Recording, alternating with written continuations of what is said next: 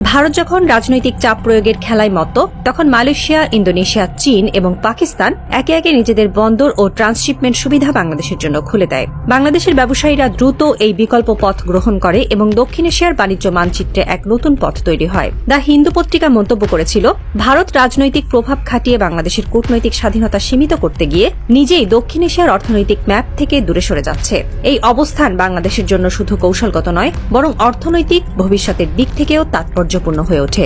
ঢাকার বাণিজ্য বিশ্লেষণে দেখা গেছে, করাচি বন্দর ব্যবহার করলে অন্তত 20% রপ্তানি খরচ কমে যাবে। এর ফলে সময়, খরচ ও আন্তর্জাতিক রুট নির্ভরতার দিক থেকে বাংলাদেশ এক কৌশলগত মুক্তি অর্জন করে। এমনকি চট্টগ্রাম ও মোংলা বন্দরের চাপও হ্রাস পাবে বলে আশা করা হচ্ছে। ব্যবসায়ীদের একাংশ মনে করেন, ভারতীয় সীমান্তে আটকে থাকা পণ্যের ঝুঁকি থেকে মুক্ত হওয়ার জন্য বিকল্প পথ আবশ্যক হয়ে উঠেছিল অনেক আগেই।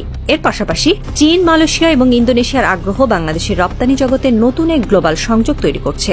চীনের কুনমিং করিডোর হয়ে পণ্য পরিবহনের সুযোগ, মালয়েশিয়ার পোর্ট ক্লাং এর মাধ্যমে পূর্ব এশিয়ায় প্রবেশ এবং ইন্দোনেশিয়ার বেলওয়ান বন্দরের সঙ্গে সংযুক্তি, এসবই ভারতের একচেটিয়া ভূমিকা দুর্বল করে দিচ্ছে। দিল্লি হয়তো ভেবেছিল রাজনৈতিক চাপই যথেষ্ট হবে, কিন্তু এই চাপই একে একে খুলে দিল নতুন নতুন দরজা। এই চাপের ভেতরে লুকিয়েছিল এক অদৃশ্য সুযোগ, যে সুযোগটি ভারতের পরিবর্তে কাজে লাগালো অন্যান্য শক্তিধর প্রতিবেশীরা।